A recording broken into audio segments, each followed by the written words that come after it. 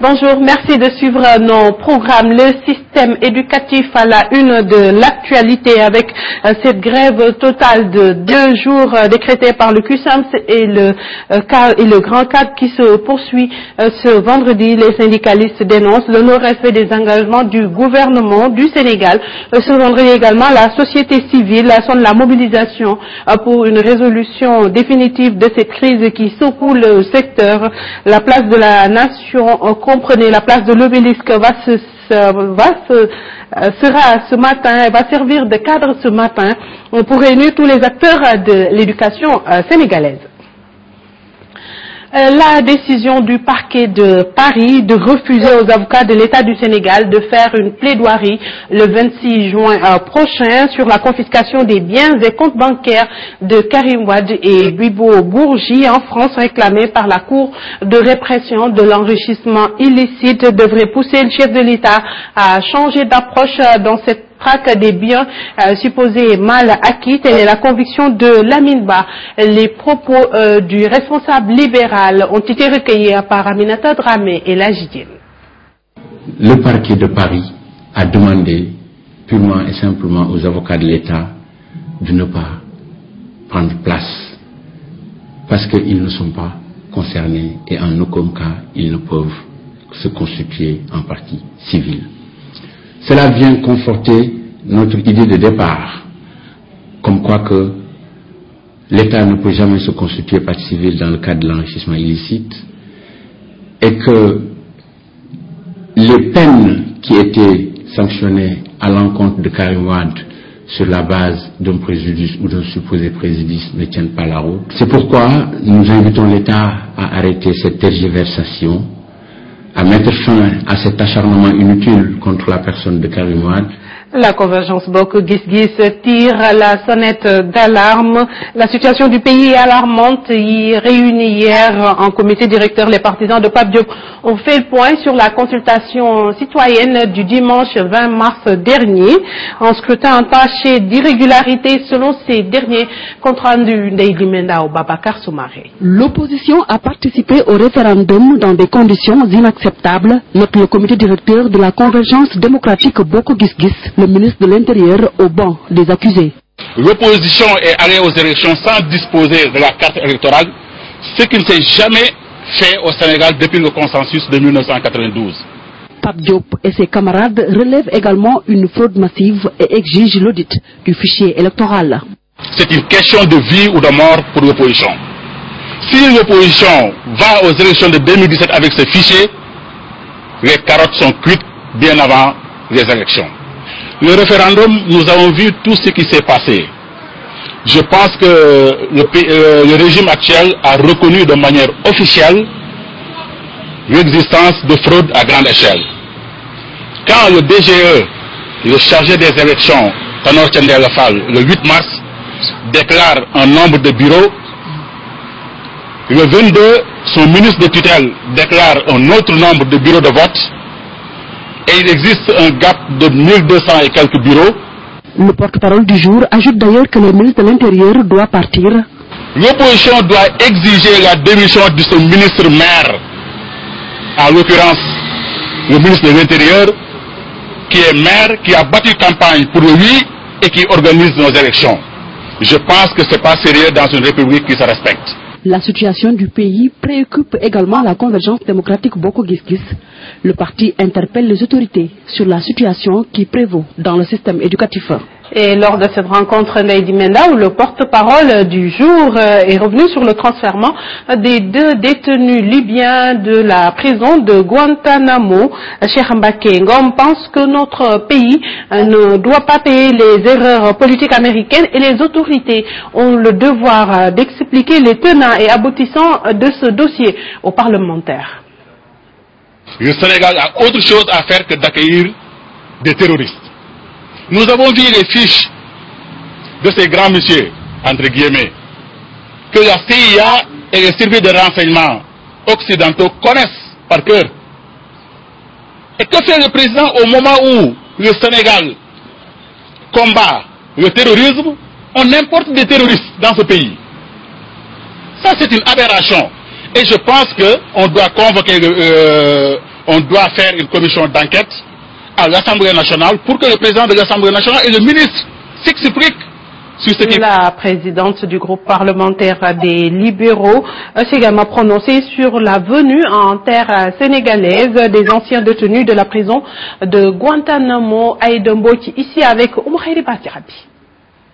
La crainte qui habite tous les Sénégalais m'habite aussi. C'est clair qu'ils ont été emprisonnés parce qu'ils sont des djihadistes. Aujourd'hui, sans nous avertir, sans prendre notre avis, alors que lui, Obama, même si c'est lui à qui on s'est adressé pour avoir les détenus, parce qu'il y a les deux versions. En 2009, quand il voulait du Congrès 80 millions de dollars pour fermer Guantanamo, il n'a pas obtenu l'approbation du Congrès.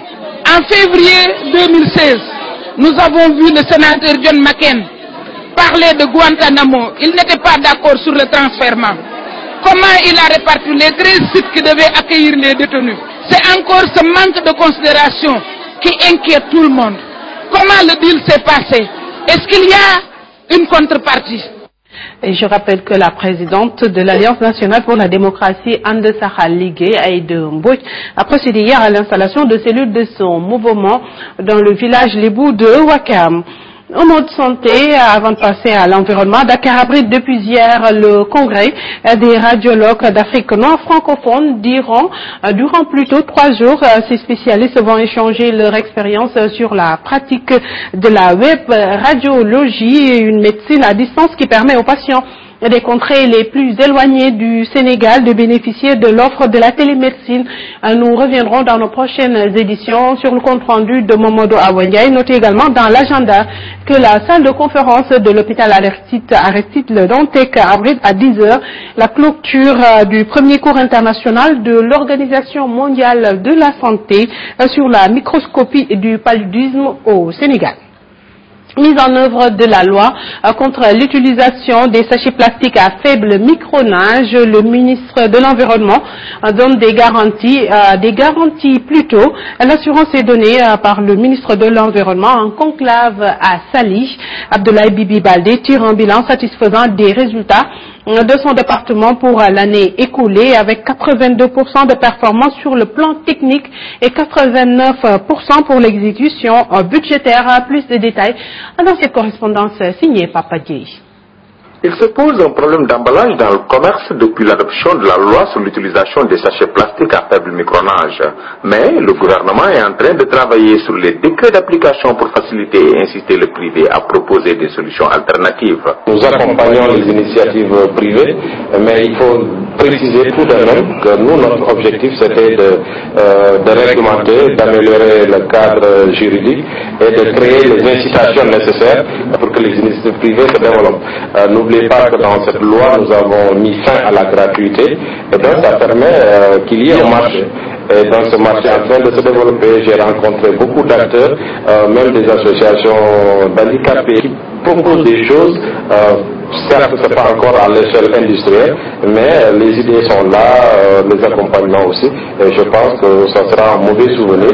Le ministre est satisfait des indices de performance notés au niveau de son département en dépit des contraintes juridiques. Nous avons atteint une performance globale de 82% sur le plan technique. Et sur le plan des ressources de l'exécution budgétaire, une performance de 89%. Donc globalement, c'est assez satisfaisant. Sur le plan juridique, il y avait beaucoup de contraintes, mais nous sommes en train donc de revoir nos codes, le code de l'environnement, le code de la forêt et de la chasse, le projet de loi littorale. Selon le ministre, ces contraintes étant en train d'être corrigées, de meilleurs résultats sont attendus l'année prochaine. Merci Papa Dieye. Nous passons au sport. La Ligue sénégalaise de football professionnel a procédé hier au tirage au sort des quarts de finale de la Coupe de la Ligue avec des affiches de haute facture comme l'Olympique de Ngor qui doit en découdre avec Guédiawaye Football Club. Il y a également ce duel Djaraf Djambar et puis Niambour Dakar Sacré-Cœur. Une fenêtre sur l'international avant de boucler ce bulletin d'information au Tchad au moment où les regards sont tournés vers la publication des résultats de la présidentielle du 10 mars, plutôt du 10 avril dernier. Une nouvelle rébellion baptisée Front pour l'alternance et la concorde au Tchad est née dans la ville de Tanoa. Cette nouvelle rébellion est une branche dissidente de l'ex-Union des forces pour la démocratie et le développement UFADD, mouvement fondé par l'un des plus influents chefs rebelles. Il s'agit du général Mahamat Nouri. Le FAT a pour ambition de faire partir Idriss Déby par tous les moyens légitimes, même jusqu'au conflit armé. Et puis au Brésil, le tribunal suprême fédéral a rejeté un recours du gouvernement demandant d'annuler la procédure de destitution contre la présidente de la République, Dilma Rousseff, à 2 jours d'un vote crucial des députés. Cette décision a été adoptée par une majorité de 11 magistrats de la plus haute juridiction brésilienne. Elle intervient à quelques jours de l'ouverture d'une assemblée plénière à marathon du Congrès des députés qui doit statuer jusqu'à dimanche sur le sort de la chef de gauche accusée par l'opposition de maquillage des comptes publics. Et c'est tout pour ce bulletin d'information. Merci de votre fidélité renouvelée à la première télé urbaine du Sénégal. L'info revient tout à l'heure à 7h30 avec Mambé Ndiaye et Elhaj Ahmed Aïdara pour la version Wolof de la revue des titres des quotidiens qui nous sont parvenus. 7h45, Mambé Ndiaye sera également là pour le premier bulletin d'information en langue Wolof. D'ici là, passez d'excellents moments et une bonne journée en compagnie de nos programmes.